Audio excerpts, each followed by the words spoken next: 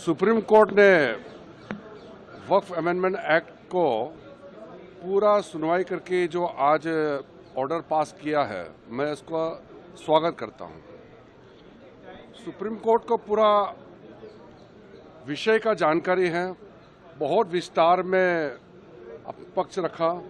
सरकार के ओर से हमारे सॉलिसिटर जनरल ने विस्तृत रूप से एक्ट में जो प्रावधान है और उसका मंशा, सरकार का जो सोच है, उसको भी सुप्रीम कोर्ट में रखा है। और मैं मानता हूं कि सुप्रीम कोर्ट का जो बेंच ने जो तय किया है, ये हमारा लोकतंत्र के लिए भी बहुत अच्छा शुभ संकेत है, क्योंकि कोई भी कानून जब पार्लियामेंट में बनता है और पार्लियामेंट में विस्तृत रिकॉर्ड चर्चा, आपको मालूम होगा वक्फ अमेंडमेंट बिल में जब चर्चा हुई थी लोकसभा राज्यसभा में, सबसे लंबी चर्चा भारत का संसद का इतिहास में, सबसे longest discussion ever, Lok Sabha Rajya Sabha सुबह तक इतना गहराई से चर्चा करने के बाद उसको खारिज नहीं कर सकता है। यही सुप्रीम कोर्ट ने आज मोहर लगाया है। और दूसरी बात यह है कि वक्फ अमेंडमेंट एक्ट में जो प्रावधान है वो संपूर्ण रूप से पूरे मुस्लिम कौम के लिए फायदा पहुंचाने वाला है।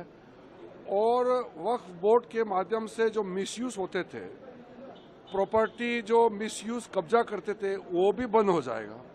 और वक्फ प्रॉपर्टी से जो भी फायदा होगा वो मुस्लिम महिलाओं के लिए, मुस्लिम बच्चों के लिए, यतीम के लिए, जो बेघर है, जो मुसलमानों में भी जो गरीब है, जो पिछड़ा है, उनके लिए काम आने वाला है। इसलिए सुप्रीम कोर्ट के जजमेंट से मैं संतुष्ट हूं। और क्योंकि देश का सर्वोच्च न्यायालय है, सुप्रीम कोर्ट से जब कोई भी निर्णय आता है तो उसका प्रभाव होता है। और एक तरीके से पार्लियामेंट ऑफ इंडिया का जो डिसीजन है उसको कायम रखा। एक जो प्रैक्टिसिंग मुस्लिम का जो मामला है उसको हम लोग देखेंगे, रूल्स में भी क्या उसका रखना है।